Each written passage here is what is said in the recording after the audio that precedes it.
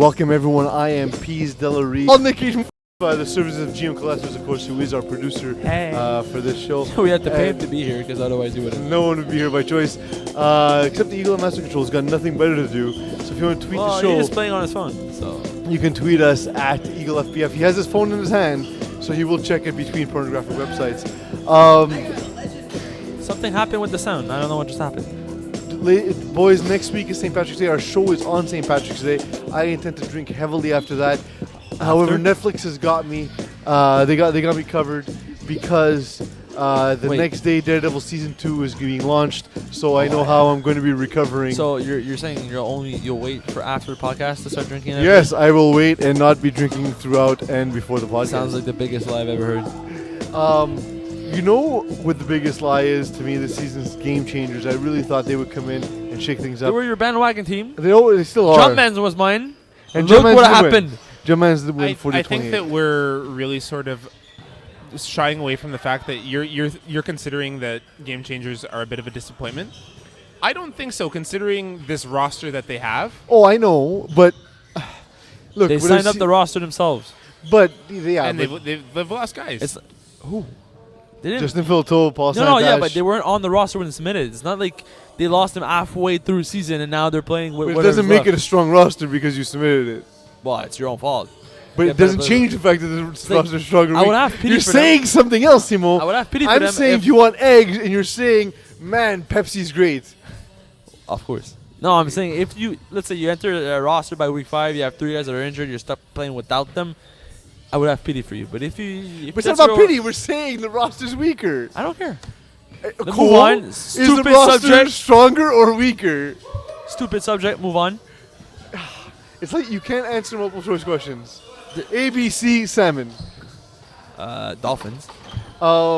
Nice jersey, by the way. I'm stuck wearing Dolphins jersey, of course, because while I am a Dolphins fan, I hate wearing paraphernalia out in public. It's a thing. It was I crazy. hate being that douchebag having a jersey on in public.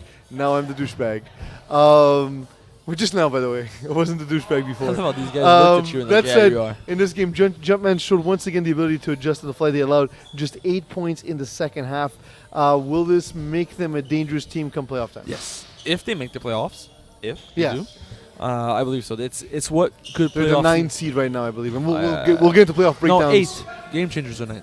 Okay, so with this game, yeah. They're in at the moment, we'll get into more specific analysis for playoffs in the second Yeah, I believe segment. that's what makes good playoff teams. You can adjust in the second half and come back from behind. Yeah.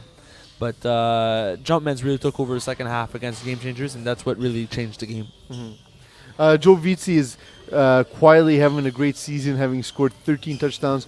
Why do you think he's getting such little attention? Joe Vizzi of Jumpman. Because the person who writes Div 3 doesn't know what he's talking about. That's fair. That's fair. Very Shots likely. fired. Love you, James. Well, also, can it be just the big names on the roster? The Chechere brothers, Joel Malkin. Well, no. And then sort of like he gets lost in the mix. He's been playing. We played them 2 weeks ago, and he's their number 1 deep threat. He always finds ways to like. Malkin doesn't play on the team anymore, does he? No, he does not. He doesn't know what what he's talking about. Okay. No, Joel Malkin was on the roster for Jumpman. He was on Shmoney's roster. Yeah, he's not on Jumpman's. He plays for Meta Mayhem. And I don't think they have the Chicharito brothers. They don't have Joe. No, they have both of them. They have really now you're Joe. both wrong. And I like being the most competent one on Anyhow, it doesn't matter. Joey is a really good player. He's just, I don't know, he's been flying under the radar because we haven't covered Jumpman's much because you're the host and you don't make good scripts. Well, I know. It's just that, like, Jumpman's are a team we've covered more and more later in the season because they've sort of they've positioned themselves. No, they were really, really playing well in the first 4 games, and then they kind of slumped, and now they're coming back up. That's what I'm saying. But now as they're making their search for the playoffs, so that's why they're getting the attention now. As for Game Changers, I know we talked about the roster, but is one of the issues that Anton Sakis is going to need to adjust to playing He's in not the problem. It's not the question I asked you. Will he need to adjust? No, he's not the problem. Yes, that was a good answer to your own question. You think that style of play will be fitting for Div 3? Yes. Yes, provided he has the right players around him. But that's what I'm saying. Is Okay. It just seems like he's Anton playing his Saki's style. a quarterback or Anton Saki's a captain? Anton Saki's a quarterback has been playing So if you force your system down the throat of a team that's not built to run that system, you're saying that's a good quarterback? That's a good play caller? That's a poor captain. So as a quarterback, you're saying you should ram your system down the throat no matter what players you have around you. As a quarterback, you So have I'm your fastest you know who receiver, you know who you're talking to about It's this. true, right? actually, yes. Yes, no, but a quarterback should run one system because that's what he does well, and then find the players to run the system with. I mean, poor quarterbacks, yes. If you have a wide range of throws at your disposal, there's no need to do that. Anton Sakis is not Simon Dagenet. He's talented, so therefore he can adapt and play various styles of football. I don't know, man. I've seen Anton Sakis this season use his legs to move the chains, which is surprising to me. Well, he's a good athlete. Yes, that's he always moved in the pocket. Yeah, but lot. Now he's been moving. He's been running around the field to get the first downs, which has been working really well for them. But there's something missing in their passing game. To me, I feel like they're missing. It's ill-fitted for what he does well, and if that doesn't work, then you need to try. They're missing a big threat on the sidelines. They don't have it, and which is what that's the throw he does well, right? Like the well, big he does a lot ball. of throws really well, but that's the one that really opens up the field for him usually. And without it, it looks like his offense is just struggling. Fun Boys beat Pastor Prime in a tight game, 40-39 game. What is it about Pastor Prime that makes them so tough for the top teams in the conference to beat? Pastor Prime choked on the win. They had the win. And cool. Again, that's not the question I was asking asking you. Yes. Let me finish. You always interrupt me. Because you don't answer the goddamn question. Yeah. Pastor Prime had the win. Same thing that happened in the past few weeks. They have the win, but they just can't finish. They always end up in Interesting. Yeah. So, what is it about Pastor Prime that challenges the elite teams in the division when you would not necessarily expect it? Because they're a good team, but they can't finish. So they're 1-7, but they should be like 4-4. Because they're a good team. But they so what I'm saying is because they were able to finish that game. Gio Guthers, please chime in because I feel like I'm talking to my grandmother who is deaf. Who's actually deaf, legit. Go ahead, Gio. He has no. I have no response to that. But to answer your question, I think that it has to do with the fact that the Pastar Prime defense, they're all great players. They just lack that sort of closing speed due to their age and due to their moniker of Pastar Prime. They have great defensive schemes. They have great offensive schemes. It's just that they don't quite measure up when it comes out to closing games. But they know how to stay in games because of their experience, because of their knowledge, because of their hands. And there's times where it's working for them and times where it don't. This is a team that would blow every team out of the water in Division 4A, but struggle to be competitive in Division 3. Yeah, they're kind of stuck between the two right now, and that's the unfortunate thing is that they need one or two game breakers to really change things around for them. I agree. They do Simo, this week I want you to take a notepad. Take notes on Anton Sakis, who is more talented than you. I will not. And take a note from James Glethris because that's actual analysis. It doesn't matter. It's irrelevant. I disagree with his analysis. They have Inslee, who's not even playing offense. He's possibly one of the best Div 2 receivers, and he's not playing offense in Div 3. You need weapons, you need game changers, and you're not using them. Could this possibly be due to the fact that they have a large roster and maybe they've charged guys to play one way and not both ways, and other guys may not fit on that defensive scheme, or they don't have a rusher if they only have Hensley play one way? Okay. So don't complain you need weapons when you have them. You're just not using them. That's not what he was saying. You extrapolated the smallest part of it because it fits the narrative that you created rather than actually analyzing the situation before you. There's no situation before me. There's no analysis because it's Simon Dagenet. Speaking of which, Snatchers 2.5 Dans. This game tied 36-36. Simon Dagenet, what is wrong with you? and to set this up, explain to us. Very simple. We started off the game poorly. 2 4-and-outs. That's not the part I'm talking about. I know. You said set it up. Tell me what happened. Okay. So anyways, I'll be patient. We got back in the game. We got the lead, 2-score lead, 36-24. Game was about to finish. They got the ball back. They managed to score and put it 36-30. 5 plays left. There was some miscommunication from between me and the ref, who there's no reason to be because I just made that up. And I called the huddle the run. I was about to get tied by Danny McHugh. Got a great angle on the run. I decided to try to get the first down with a throw. Got pick 6 by Jasmine Rioux. Now what happens if you don't throw the ball? I could have taken 3 knees back to back, punt, give them 1 play left, and would have won. Because it would have given Joy Taylor one One chance. One chance from to throw a 40 bomb, which is the only thing he cannot do. And aside from that, like, it's tough for anybody to do. You know what I mean? Like, Yeah, no. when everyone in the world knows you 100%. got to go deep, like, Last play of the game, if you get it, it's a prayer. I would say you get the 25% chance of getting it if he plays the ball really well, and that's not Joey Taylor's forte. like we're gonna say. Listen, I choked the game. Everybody knows it. Even their defense, even but Jasmine why? looked at me. He's like, "Why?" Nobody understood what happened. I didn't either. Listen, when the play happened, I was in the mentality of the play where you need to get the first down. Danny was about to get the sack. I'm not the kind of quarterback that gets sacked. I usually get rid of the football. That's what happened. I wanted to give my guy a chance to get the run and get the first down. As soon as I lifted my arm to throw a football, I'm like, I hope Jasmine drops this football because it's the game, and he didn't, and we tied. At least we didn't lose. And my only solace in this game is win or tie. In our playoff scenario at the moment, it might be irrelevant down the stretch. So we'll see in 2 weeks. If this is the reason we're not making the playoffs, I'll shoot myself. I consider you a guy who throws the ball, but the stat sheet considers you a quarterback. Can you define what it is that Joey Taylor does as he is on pace for yet another 40-plus touchdown season? He's on pace to throw 45 touchdowns this season. Yes. So what is it that he does that He separates keeps him? it simple. He doesn't take much risk. I'm asking you for analysis. Again, I know it's not your strong suit. What is he? What does he do? What is He it? keeps it simple. Are you deaf? Yes. However, I'm not asking for kindergarten analysis. I'm He asking keeps for it actual simple. analysis. He throws slants, hooks, and that's about it. He very rarely. But if throws teams it know deep. this, why is it effective? Because what he runs to one sideline, he watches, he looks at the DB, and he picks whoever's not. There's two guys, one DB. DB has to jump one of the two. He hits the other one. That's all he does All right. all night. So it's about footing zone. He threw the same pass on the same run on the same play, 5 plays in a row, and they grind the whole field and scored with that same play against us. We're going to get Simon Dajny a new headset so that way he can actually hear the questions we're asking him. And hopefully he'll actually provide us with some insight as we break down the playoffs when we come back from break.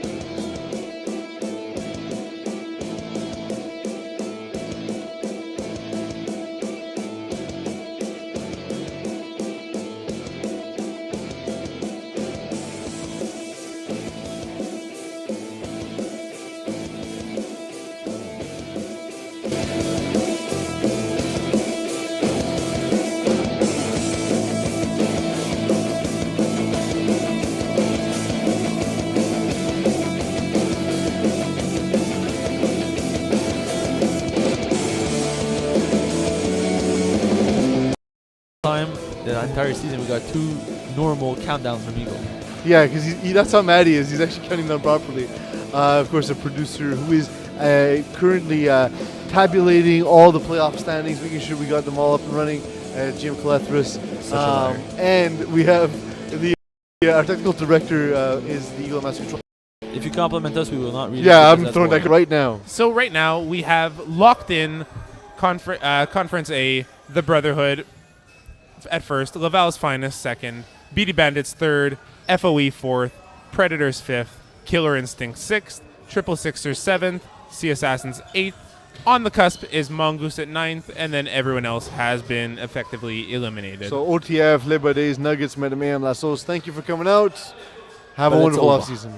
And of course, Eagle wants to point out that this is currently on the screen. So if you're watching, you know that already. If you're listening, you can't see it.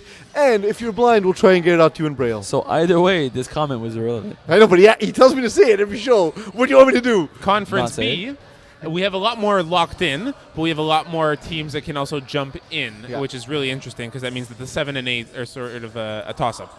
Ballbusters at first, Wolfpack second, Grip and Rip third, Fun Boys fourth, 2.5 Dans fifth, Dark Moose Return sixth. Those 6 teams are all locked in. Laserdisc and Jumpmans are 7th and 8th respectively, and then Game Changers, Snatchers, Mercenaries, and surprisingly West Park Boys are all eligible for playoffs. Because they listened to the podcast and they picked up Leon Holder like we said they should.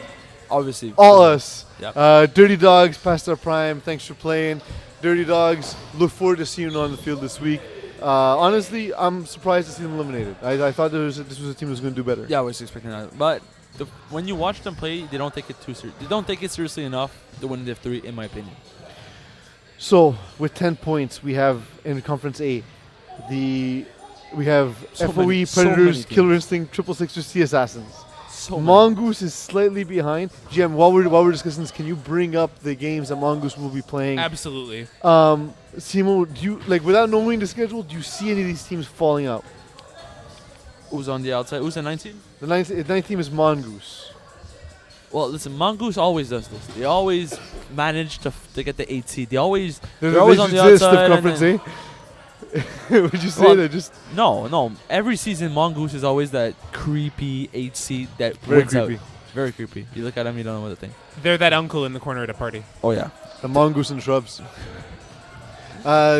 No, I think Mongoose might... If there's one... Yeah, it's the only team that could make it in, but I could see Mongoose upsetting. GM, what is my Goose's schedule? Your Goose's schedule is actually very favorable right now. They play La Sauce and Game Changers. So... Wow, okay, so Mongoose are making it. I think so. No, listen, La Sauce almost beat Buddies last week with 5 men. They only play with 5 guys. Yeah. François Raymond is back at quarterback. If they can manage to actually have guys... But those are 2 bottom current state this season with the way that, without Raymond throwing, it's not the same He is. He threw last week. Oh, That was I was saying, but you don't listen to me, and then you blame it on me. Yeah, my headset's broken. What about Sea Assassins, GM? Who are they playing in the final 2 weeks of the season?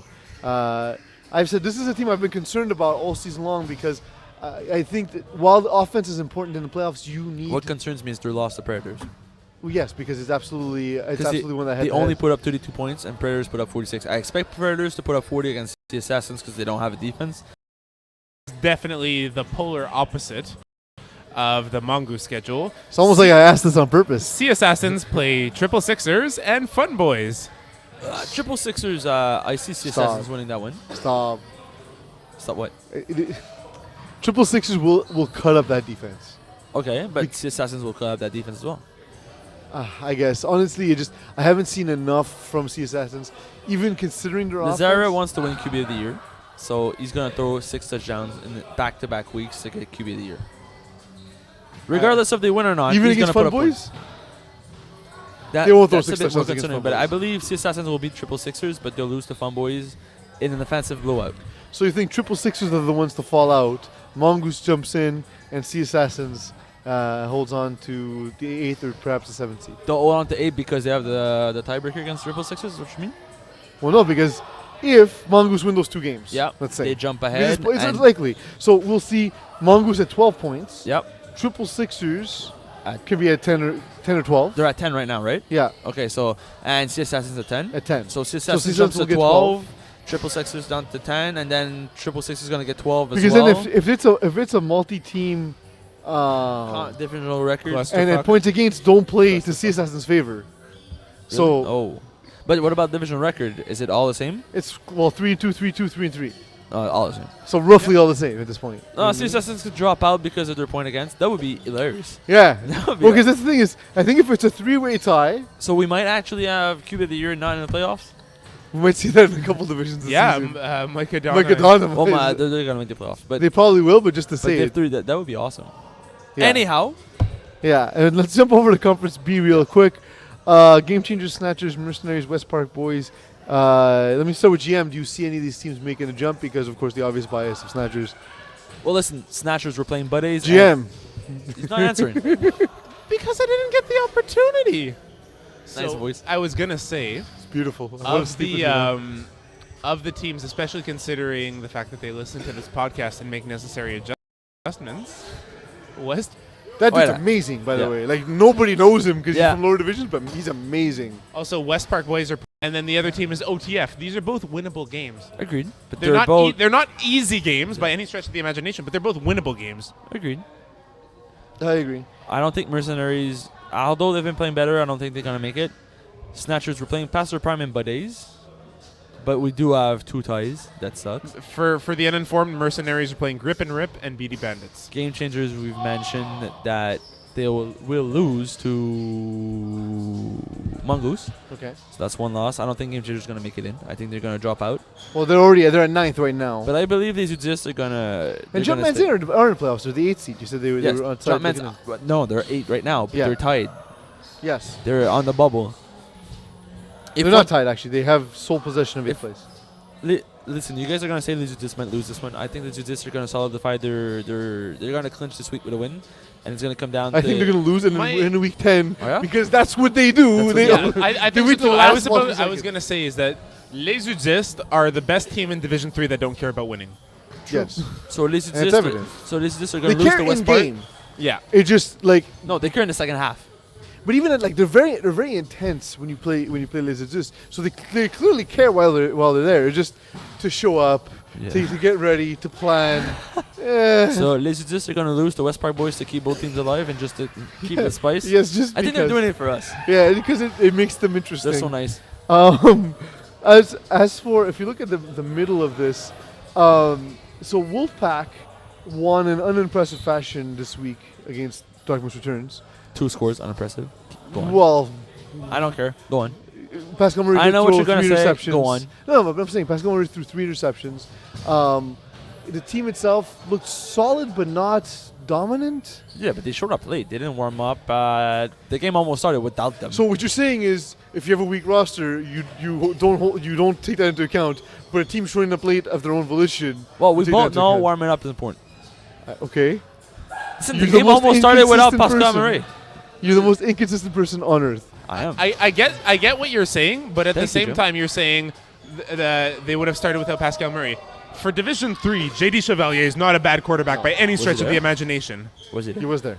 I didn't listen. He So- scored 2 touchdowns. So I don't mean that. Yes, I know he's not their starting quarterback, but it's not necessarily a handicap putting Yeah. JD Chevalier He's not behind Pascal center. Murray there. No, but He's I don't. awesome. He destroyed Moose. Well, no, but the thing is, I like how Simon makes a statement and then waits for you to about to respond, and then he'll interrupt you, and then you're about to respond again, and then he'll interrupt you, yeah.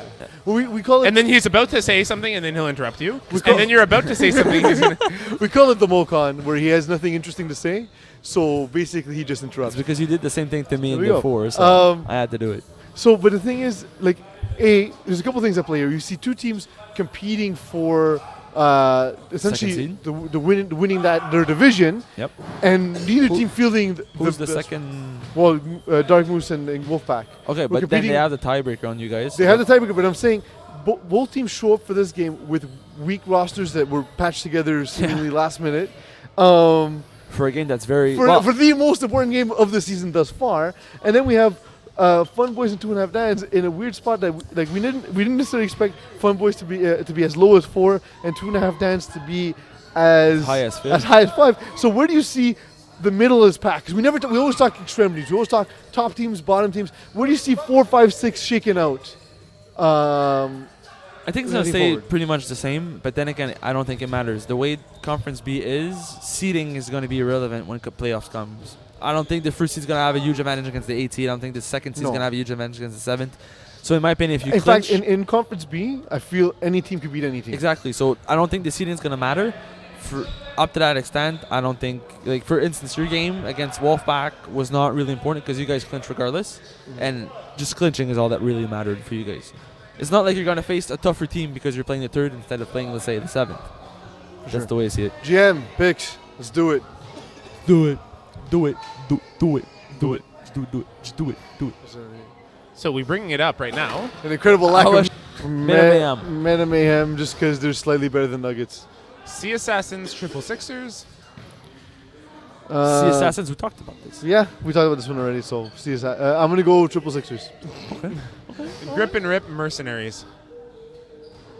Oh, GNR. Yeah, Mercenary's too inconsistent. I'm gonna go with Grip. But it's going to be much closer than you would expect. Well, I think it's gonna be close. So. No, you say, oh, you're too consistent. Well, they are consistent, but they Face rarely get blown out. inconsistent. No, it's beautiful all the time. Past our prime, Snatchers. Faster Prime, Simon Dajny is terrible. Nope, we're winning. Dark Moose returns, Dirty Dogs. Dark Moose returns by 50 points. Oh, yeah, Dirty Dogs. I don't know what's up with them. I think Moose wins. Okay, cool. Killer Instinct, BD Bandits. BD Bandits, I was impressed this week. I'm going to Nope. say BD Bandits, they could ride the hot streak. I like Killer Killer Instinct. Instinct as well, actually. Mongoose, Lassos. My Goose, you got to go with my Goose. Lassos has just been in shambles all season. He continues Mongoose this will week. not make the playoffs if they drop this one. So Cool. Mongoose. Weird way to call that one out, but okay. Predators, FOE. Preds. Preds, but I Because don't it's like fun to it. stick it to your old teammate, to your actual teammates. They play no regard together. It's and true, they're it's true. Preds, but I don't like it. I can see this game going either way. Wolfpack, Jumpmans. Jumpmans. I was not impressed by Wolfpack at all. Honestly, Pascal Murray likes to throw the deep ball. Yeah, but he throws a really nice one though. He does, but I don't think he has the personnel. I think other than his top two guys, I was not I impressed. need Wolfpack to win for Snatchers, so Wolfpack. Wolfpack, cool. Hooray! 2.5 Dans, Game Changers. 2.5 Dans. 2.5 Dans are a good team. Plain simple. Yeah, Les yeah. Udistes, West Park Boys. West Park boys, because let's use this are going to keep it interesting for this podcast. I don't think so. I think this is just going to step up because they stepped up last week. They're just going to. And the Brotherhood, Les Buddies. Oh, it's going to get ugly fast. Brotherhood by like 25. Buddies, have a drink before you play this game. It'll be less painful. No, bring Brotherhood. beer to the game. Drink during the game. It's the only way to get through it. Final thoughts, Simon. I don't know why I have a headset. I should. Not showing up. Kudos to Lassos actually playing a full game with 5 guys. That's not fun, but you know what? It's better than not showing up and just making it a crappy evening. Oh, it's for fun the if other you lose team. by 6 points. It's not fun if you lose by like 45. But either way, it's a respectable thing to do. Yep. Show up and play your games. I know a lot of you've been eliminated, especially after this past week. But show up, play your games because we all play to have a good time in this league. So just show up and have a good time. Have a good time with your friends. Have a beer after. You paid for your game. If you can get